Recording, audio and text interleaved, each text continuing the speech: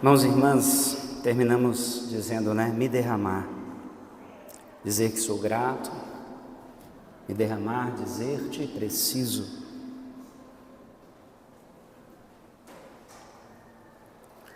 E hoje eu quero trazer para você, para cada um de nós, a reflexão da palavra do Senhor que está em Apocalipse, capítulo de número 3.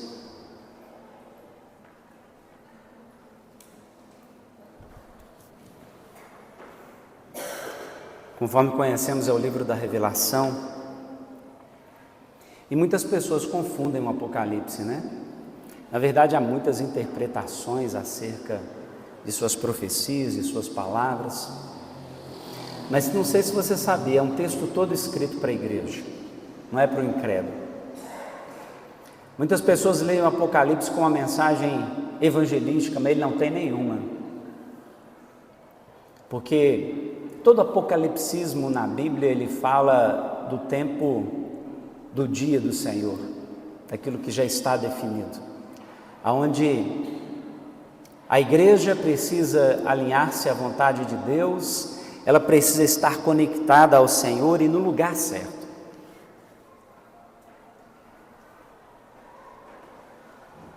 E como nós queremos, como disse nesse mês, estar no lugar certo, tomar as decisões, as melhores, e avançar na presença do Senhor. Eu espero que no decorrer desse culto o Espírito de Deus, por nos conduzir nessa direção, já esteja alinhando no seu coração aquilo que Deus quer te falar. Eu quero, portanto, tratar dessa parte escrita a uma das igrejas, a partir do verso de número 14, a igreja chamada, ou na cidade de Laodiceia. Ao anjo da igreja em Laodiceia, então Apocalipse 3, verso 14, escreve: Estas coisas diz o Amém, a testemunha fiel e verdadeira, o princípio da criação de Deus. Conheço as tuas obras, que nem és frio, nem quente. Quem dera fosses frio ou quente. Assim, porque és morno, e nem és quente, nem frio, estou a ponto de vomitar-te da minha boca. Pois dizes, estou rico e abastado, e não preciso de coisa alguma, e nem sabes que tu és infeliz, sim, miserável, pobre, cego e nu. Aconselho-te que de mim compres ouro refinado pelo fogo para te enriqueceres, vestiduras brancas para te vestires, a fim de que não seja manifesta a vergonha da tua nudez, e o colírio para ungires os olhos, a fim de que vejas. Eu repreendo e disciplino a tantos quanto amo. Sê, pois, zeloso e arrepende-te. Eis que estou à porta e bato. Se alguém ouvir a minha voz e abrir a porta, entrarei em sua casa e cearei com ele e ele comigo. O vencedor dar-lhe-ei sentar-se comigo no meu trono, assim como também eu venci e me sentei com meu Pai no seu trono. Quem tem ouvidos, ouça o que o Espírito diz às igrejas. Quero confessar a vocês, Quero confessar a vocês de primeira, que em nossos estudos, Bispo Deide e eu temos compartilhado e temos percebido que algumas aplicações dessas primeiras partes, ou os primeiros capítulos, Quando a gente ouve a palavra candeeiro, está sendo dito que o candeeiro é a igreja, não é isso, bispo? Mas quando está sendo dito assim ao anjo, essa palavra está sendo dirigida à liderança da igreja. Então, de modo muito particular, hoje ela está sendo dirigida para mim.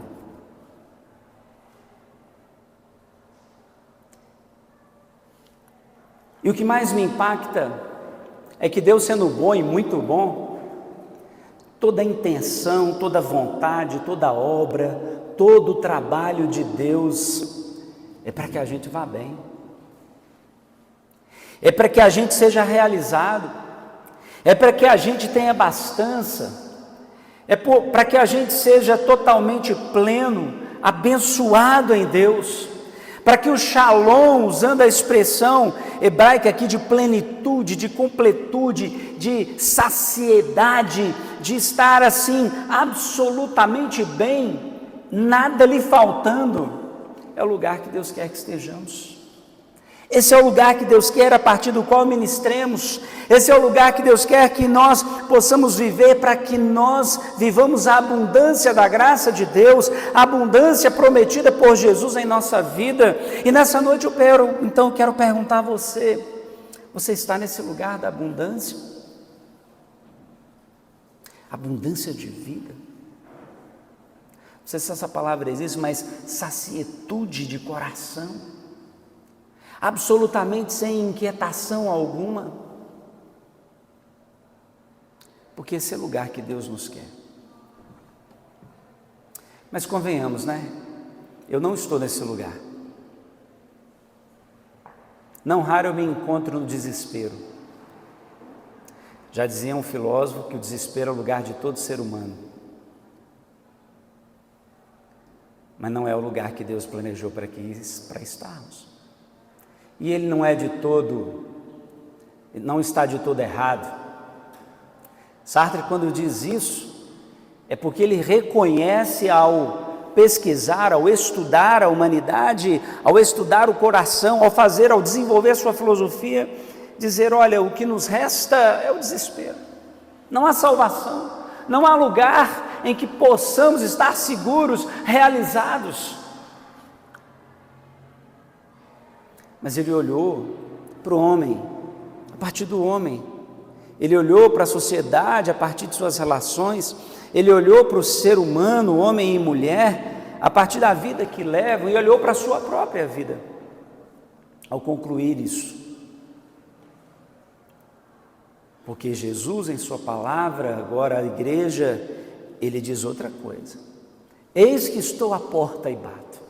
Ele está clamando, ele está rogando, ele está fazendo um convite para você e para mim. Ele está dizendo assim: porque você se desespera, porque você vive em sofrimento, porque você dá lugar ao copo meio vazio em vez de meio cheio, porque você não percebe que eu vim para que a abundância da minha vida, ela seja compartilhada, vivenciada, experimentada e nutrida em sua vida.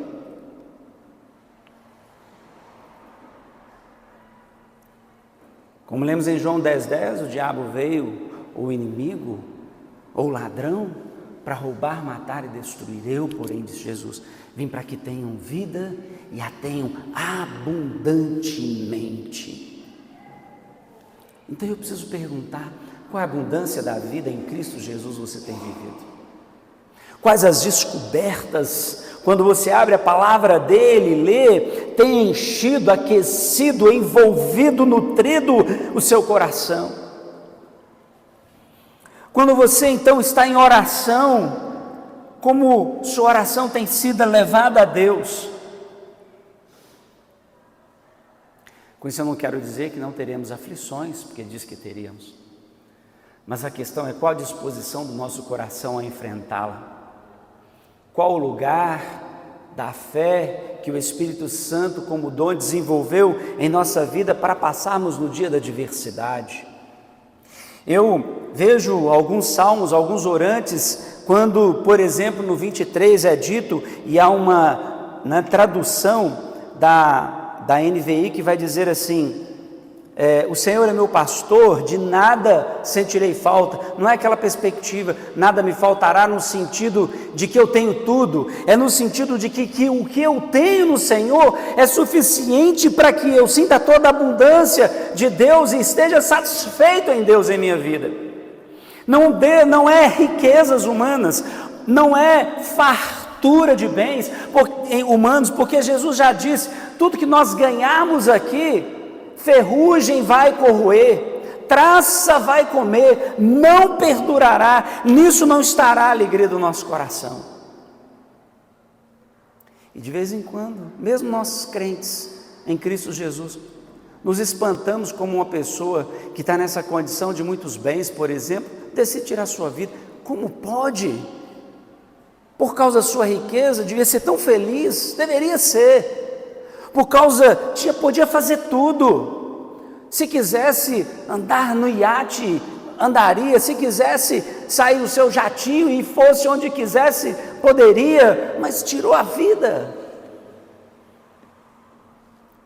Jesus já disse, não deve estar aí seu coração. Seu coração deve estar em Deus.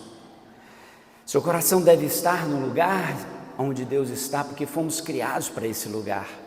Estamos distante deles, porque vivendo nesse lugar, nós experimentamos, como diz Paulo, como por espelho, aquilo que há de se revelar plenamente. Então, de certo modo é isso mesmo.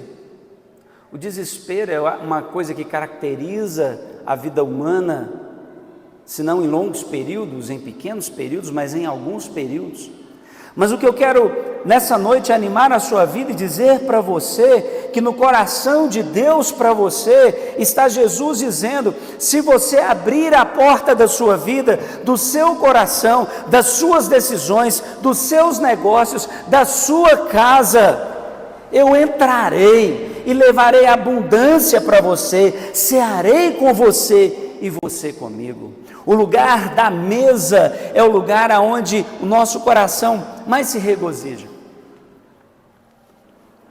Deus tem me dado um presente ultimamente.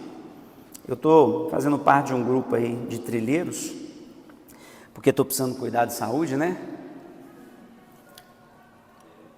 E no nosso último encontro, que foi agora do meio da semana para o fim de semana, quando decidiram que iriam para Chapada dos Veadeiros, eu disse assim, gente, não dará para eu ir não, porque eu vou estar voltando da viagem no meu sítio, e quando eu vou para lá eu pego os meus recursos todos, e invisto lá, e assim, eu sei que vai exigir de mim alguma grana aí, e meu foco não é isso agora, né? Mas vou curtir por vocês, tenho certeza que vai ser muito legal. E viajei para o sítio. Aí de repente um deles me manda um WhatsApp: olha, hesitei muito em te mandar isso, porque a gente não se conhece há tanto tempo, mas eu gostaria tanto que você fosse, e por isso eu quero oferecer a você a viagem. E eu imediatamente falei: rapaz, que graça de Deus, que abundância e que alegria, eu irei, claro que eu irei, porque se alguém está me oferecendo qualquer coisa, para mim é em nome de Deus, porque todos os meus bens, todas as coisas que alguém me oferece e me dá, ainda mais gratuitamente, é em nome de Deus, e eu tenho prazer nisso. Meu coração não é soberbo, meu coração é de gratidão, de alegria, e foram dias assim muito bons, muito legais. Todas as vezes quando participávamos da mesa, seja quando nas trilhas estávamos ali comendo, e eu, no primeiro dia eu não levei lanche nenhum, já cheguei aqui, saí na correria, e falei assim, puxa, vou ficar na minha, mas na hora que paravam para comer, está aqui uma maçã, olha, está aqui uma banana, está aqui uma barrinha, está aqui metade do meu sanduíche, nada me faltou, ainda que eu não o tivesse. Eu acolho como graça de Deus em minha vida. A palavra de Deus diz que quando recebemos um copo d'água, ou oferecemos a alguém um copo d'água, em nome do Senhor acolhemos anjos. Esse é o lugar de Deus. Até num copo d'água há abundância, quando é em nome de Deus. E se nós aprendermos então a viver nesse lugar, em que tudo na nossa vida se expressa na vontade, no carinho, no zelo, no afago de Deus em cuidar de nós, mesmo quando passarmos pelo vale da sombra da morte, diz o salmista na sua experiência, não temeremos mal algum, porque o Senhor está conosco. Gente, olha que palavra, que consolo, que proteção, que recurso inesgotável.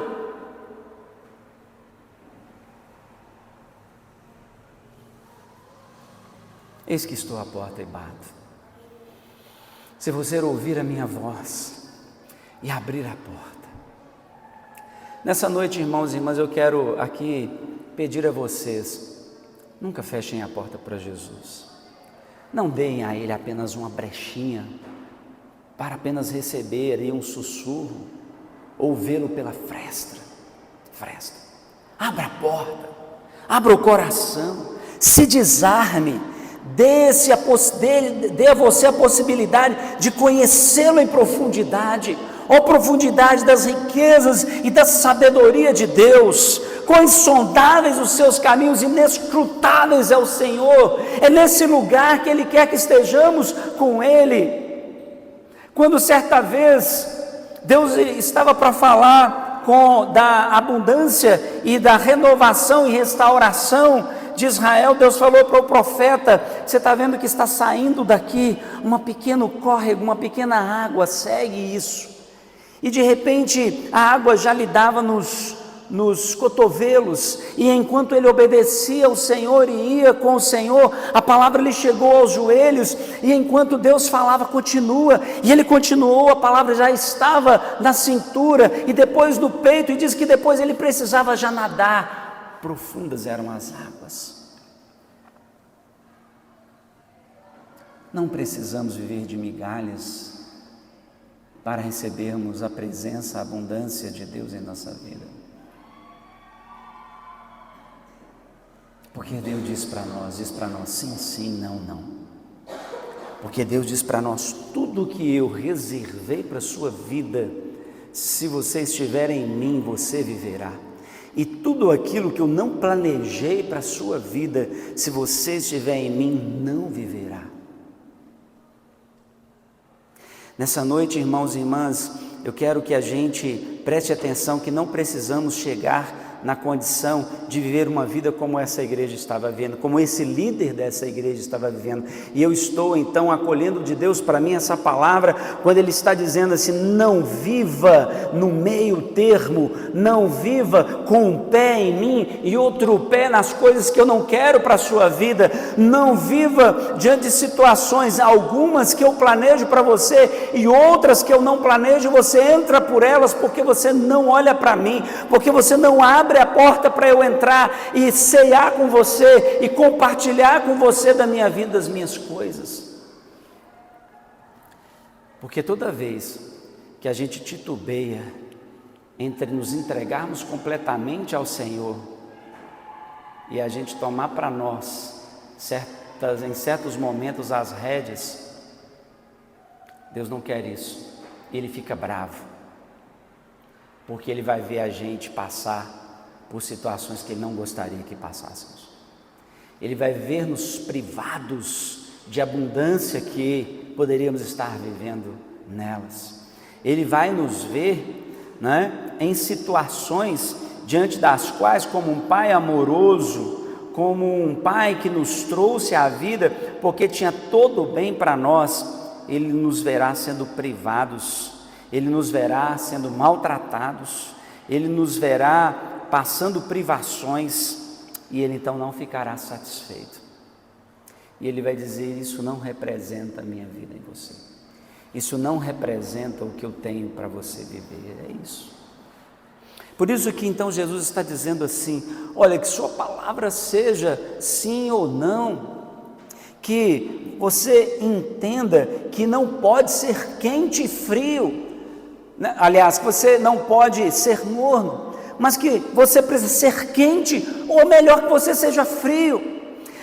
Isso quer dizer, de algum modo, irmão, que há muito crente que vive, na verdade, uma vida distante de Deus, porque em vez de buscar ao Senhor, dar lugar à abundância de Deus, à vida de Deus, continua alimentando, cuidando, domesticando a sua vida terrena de pecados e distanciamento do Senhor, porque o pecado faz distância entre você e Deus, e toda vez que tomamos a opção por Ele, então Deus fica bravo, porque não é isso que Ele quer para nós, e Ele então se vê como batendo a porta e a gente não abrindo para Ele. Então não veremos, não saciaremos a nossa vida com Ele, não estaremos plenamente nele. E Ele não quer isso.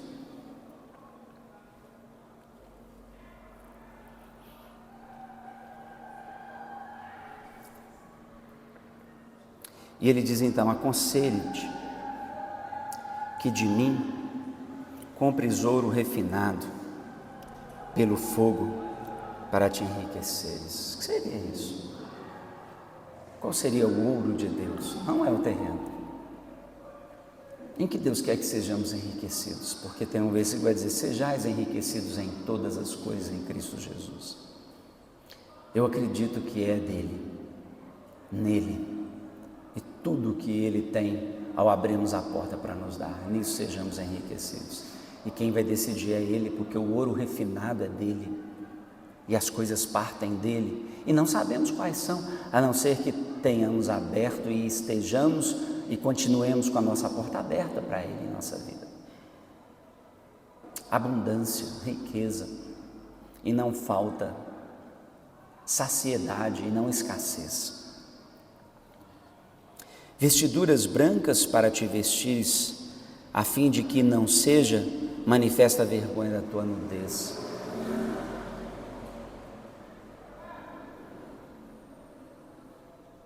Ser morno, nesse sentido, é a gente não dar conta daquilo que dissemos, retrocedermos naquilo que empenhamos nossa vida, é dizermos na prática e no dia a dia não para Jesus quando nossa boca diz sim.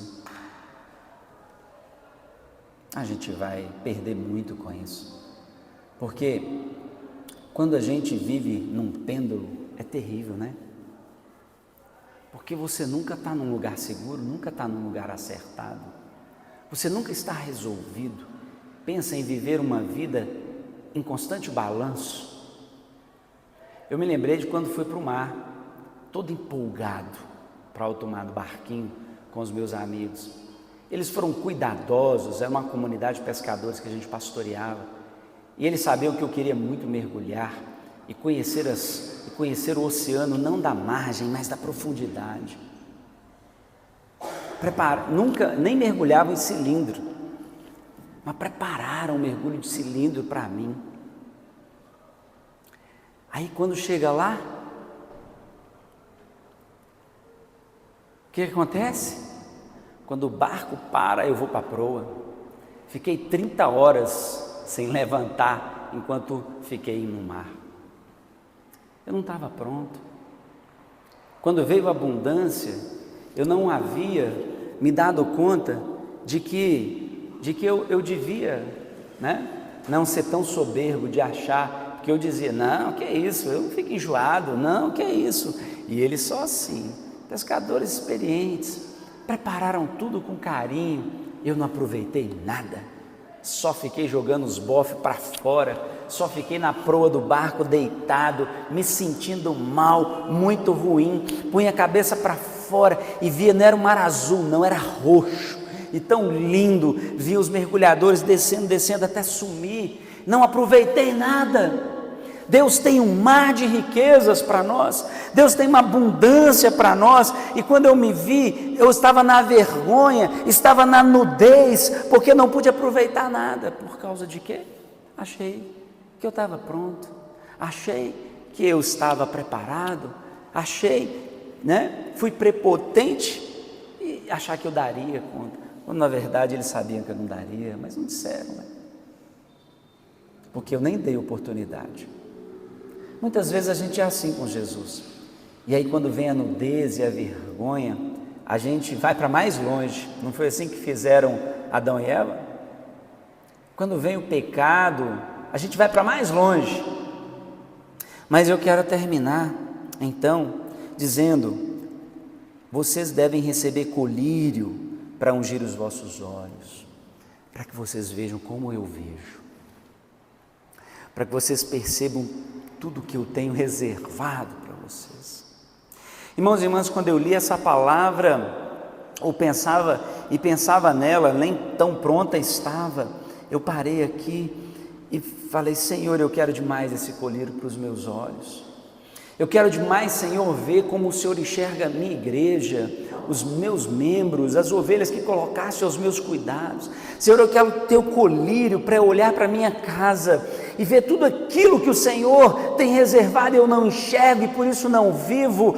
Todas as bênçãos que Tu queres que eu derrame sobre minha esposa, sobre as minhas filhas, e eu não tenho derramado porque eu não conheço, porque eu não vejo, porque eu não sei. Senhor, eu quero, ó Deus, que o Senhor me abra os olhos para eu olhar para aqueles que não Te conhecem, e quando passar diante daqueles que reservaste para mim, pelo meu testemunho, pela minha vida, que eu não passe de largo, Senhor, mas que eu os enxergue como Tu vês, que eu os veja, Senhor, como, ó Pai, Tu entregastes para salvá-los. Assim, Senhor, eu preciso que o Senhor me visite. E então vem um versículo: abra a porta. Eu quero cear com você e quero que você ceie comigo. Não importa se você esteja nu, se você não esteja enxergando bem, se você ainda não tem experimentado a abundância da minha vida, vai ser diferente, porque você abriu a porta. Que o Senhor nessa palavra, meu irmão e minha irmã, te edifique nessa noite. Deus não quer que vivamos titubeando de um lado para o outro. Deus quer que sigamos em frente naquilo que nos foi proposto, para que experimentemos toda a boa dádiva e todo o dom perfeito que vem do Pai das luzes. Que a palavra do Senhor nos edifique, que diante do caminho que você tem a trilhar e decidir pela frente, a porta esteja aberta para Jesus, e Ele te dará, então, a melhor resposta, o melhor caminho, saciará a sua alma, saciará seu corpo, saciará a sua casa. Que você receba essa bênção em nome de Jesus Cristo.